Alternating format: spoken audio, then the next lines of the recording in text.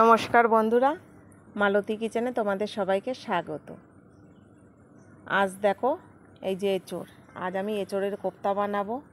এঁচোড়গুলো এত পাতলা যে এর গায়ে কোনো মাংসই নেই। দেখো,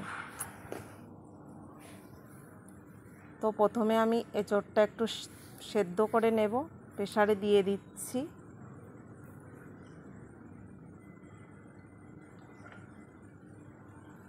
সেদ্ধ হয়ে গেছে, নামিয়ে নিয়েছি। একটা আলুও দিয়ে দিয়েছিলাম সাথে। প্রথমে আমি লবণ দিচ্ছি, এবার ধনের গুঁড়ো দিচ্ছি, জিরের গুঁড়ো দিচ্ছি। এবার একটা পেঁয়াজ কুচি,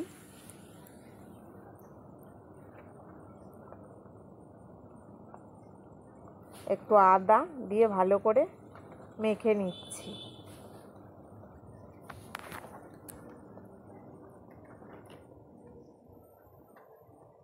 দেখো একদম আশ হয়ে গেছে, একদম এখন কেটে রাখলেই পেকে যাবে, মানে এরকম ধরনের।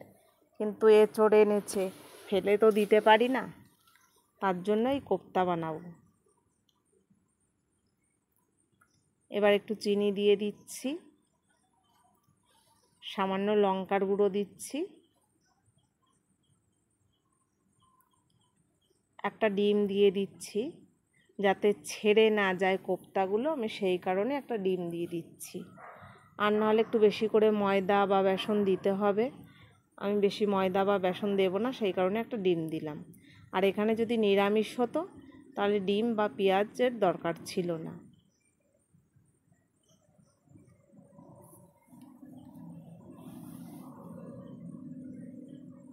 এবার একটু ভালো করে মেখে নেব যাতে নুন চিনি সব মশলাগুলো সব জায়গায় মিশে যায়।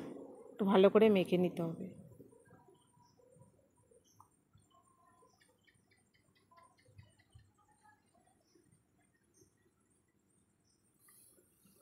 এবার আমি ঠিক কোপ্তার আকারে ছোট ছোট করে বানিয়ে নিচ্ছি, যে একবারে আমার তেলে ছাড়তে সুবিধা হবে।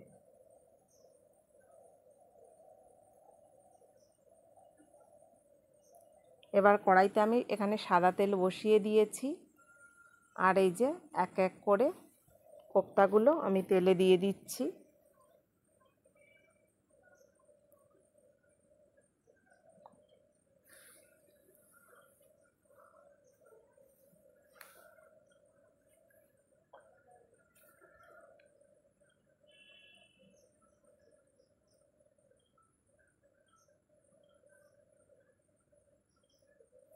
এবার আলতো করে নেড়ে নিতে হবে, কারণ এখানে আমি ওই যে বেসন বা খুব একটা ময়দা মেশাইনি, ভেঙে যেতে পারে, সেই কারণে একটু আলতো আলতো করে নাড়তে হবে।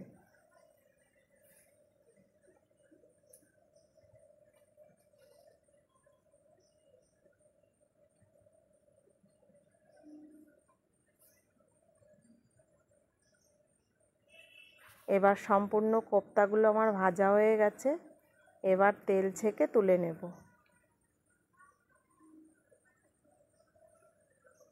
দেখো এখানে আমার সব কোপ্তাগুলো ভাজা হয়ে গেছে, বেশ লাল লাল করে ভেজে নিয়েছি, সুন্দর লাগছে দেখতে। এবার তেলের মধ্যে জিরে তেজপাতা ফোড়ন দিয়ে দিলাম। এখানে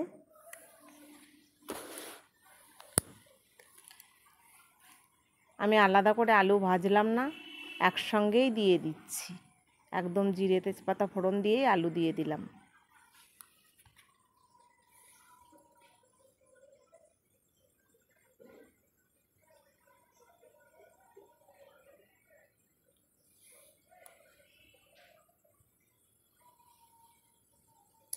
এবার একটা পেঁয়াজ এখানে গ্রেট করা ছিল দিয়ে দিলাম।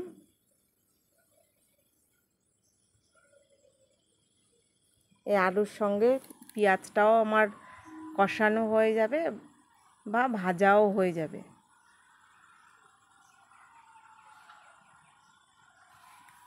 দেখো আলুটাও ভাজা হচ্ছে, আমার পেঁয়াজটাও ভাজা হয়ে যাচ্ছে, সুন্দর একটা গন্ধ বেরোচ্ছে। এখানে সমস্ত রকমের মশলা আমি নিয়ে নিয়েছি, জিরের গুঁড়ো, ধনের গুঁড়ো, আদা, লঙ্কার গুঁড়ো, হলুদ, নুন সব একসঙ্গে দিয়ে দিলাম।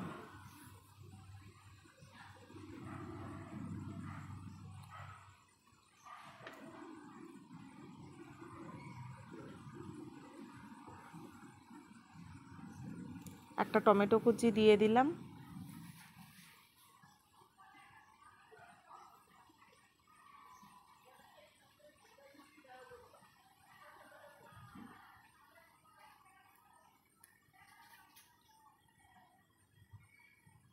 বেশ সুন্দর একটা কালার এসছে।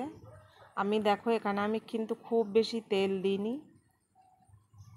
এবার এখানে লবণ দিয়ে দিলাম।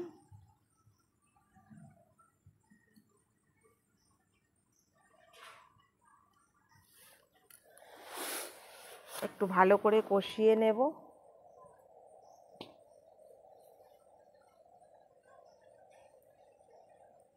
দেখো মশলাটা কষানো হয়ে এসছে প্রায়।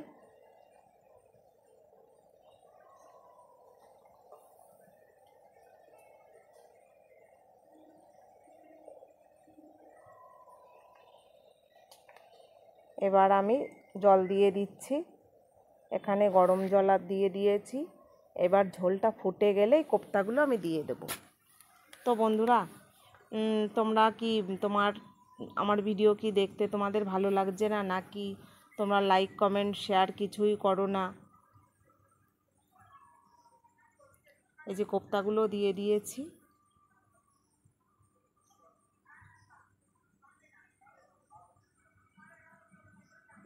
এবার ঝোলটা ফুটে উঠেছে, এবার নামিয়ে নেব।